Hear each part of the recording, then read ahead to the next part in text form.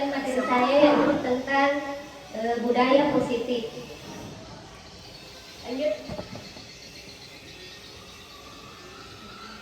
Nah, perkenalkan, ini adalah fasilitator saya dan pengajar praktik.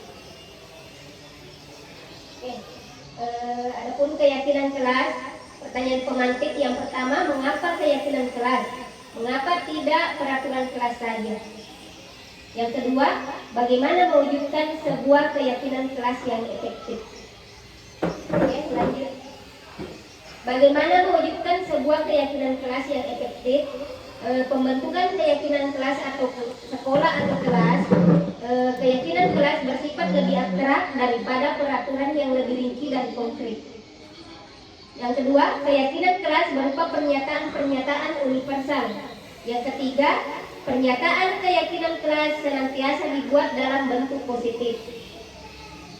Selanjutnya, keyakinan kelas hendaknya tidak terlalu banyak sehingga mudah diingat dan dipahami oleh semua warga kelas. Kemudian, keyakinan kelas sebaiknya sesuatu yang dapat diterapkan di lingkungan tersebut. Semua warga kelas hendaknya ikut berkontribusi dalam pembuatan keyakinan kelas lewat kegiatan curah pendapat. Dan yang terakhir, bersedia meninjau kembali keyakinan kelas dari waktu ke waktu. Oke, contoh keyakinan kelas. Contoh di kelas 1, keyakinan kelas di kelas 1 yaitu yang pertama, setiap anggota kelas perlu belajar. Yang kedua, setiap anggota kelas perlu senang. Kemudian, setiap anggota kelas perlu melakukan tugas. Setiap anggota kelas perlu saling menghargai. Dan setiap anggota kelas perlu merasa aman. Sedangkan contoh keyakinan kelas 5, selalu bersikap positif, senantiasa menjadi diri terbaik, percaya dan menghormati orang lain serta barang miliknya. Kemudian berkomitmen terhadap setiap tugas, senantiasa membantu. Kebutuhan dasar manusia ada 5. Yang pertama, bertahan hidup. Yang kedua, kasih sayang dan rasa diterima. Penguasaan, kesenangan, dan kebebasan. Oke, lanjut. Yang pertama, kebutuhan bertahan hidup. Kebutuhan bertahan hidup survival adalah kebutuhan yang bersifat fisiologis untuk bertahan hidup, misalnya kesehatan, rumah, dan makanan. Yang kedua, kasih sayang dan rasa diterima. Kebutuhan ini meliputi kebutuhan akan hubungan dan koneksi sosial. Kebutuhan untuk memberi dan menerima kasih sayang, dan kebutuhan untuk merasa menjadi bagian dari suatu kelompok. Contohnya, anak-anak yang memiliki kebutuhan dasar kasih sayang dan rasa diterima yang tinggi biasanya ingin disukai dan diterima oleh lingkungannya. Bagi mereka, teman sebaya sangatlah penting. Mereka juga biasanya suka bekerja dalam kelompok. Kemudian yang ketiga, penguasaan. Kebutuhan pengakuan atas kemampuannya. Kebutuhan ini meliputi keinginan untuk dianggap berharga, bisa membuat perbedaan, bisa membuat pencapaian, kompetensi diakui, dihormati. Ini meliputi self-esteem dan keinginan untuk meninggalkan pengaruh.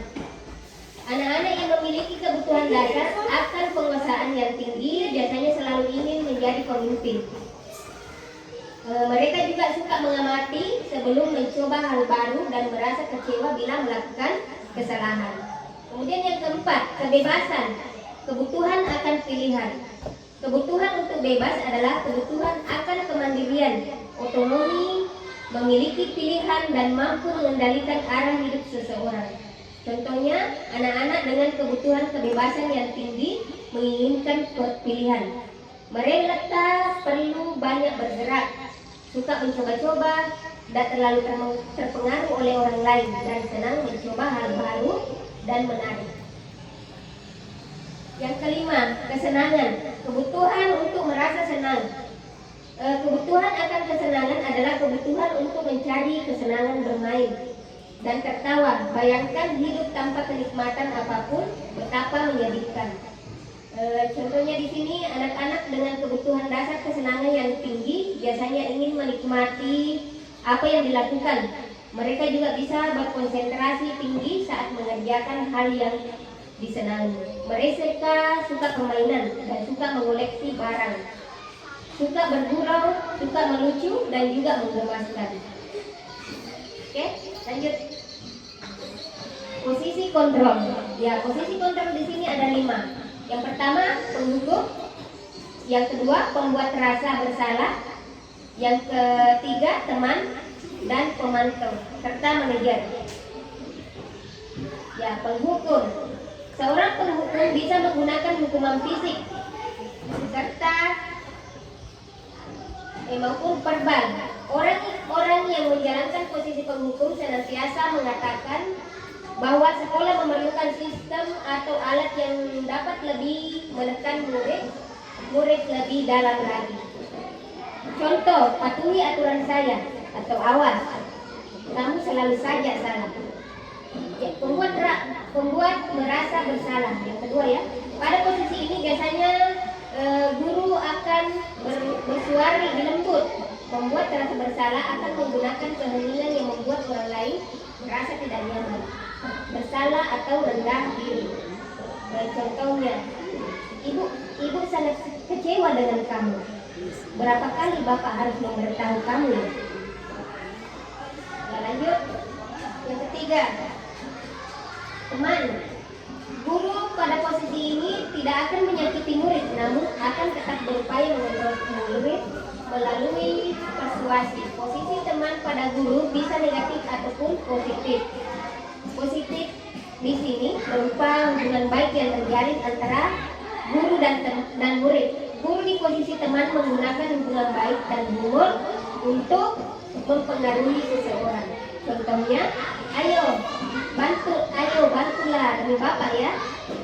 Ya, sudah, kali ini tidak apa-apa. Nanti ibu bantu bereskan. Sedangkan yang keempat, pemantau.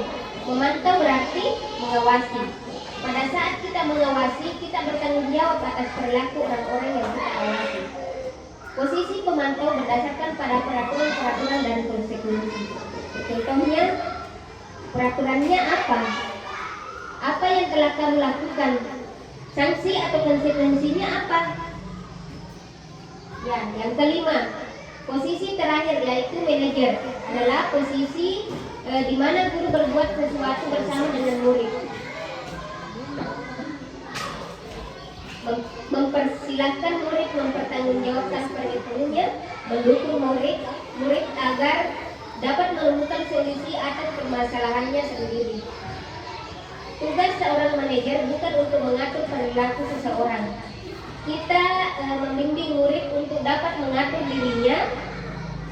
Seorang manajer bukannya memisahkan murid dari kelompoknya, tapi mengembalikan murid tersebut ke kelompoknya dengan lebih baik dan kuat. Contohnya, yang pertama, apa yang kita yakini? Kembali ke keyakinan kelas. Apakah kamu meyakininya? Jika kamu meyakininya, apakah kamu bersedia memperbaikinya? Jika kamu memperbaiki ini, hal ini menunjukkan apa tentang dirimu?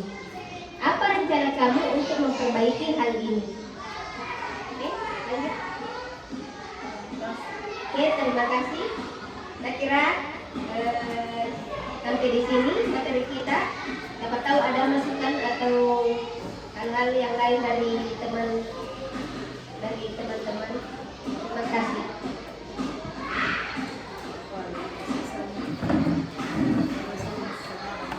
Assalamualaikum warahmatullahi wabarakatuh. Terima kasih. Wassalamualaikum warahmatullahi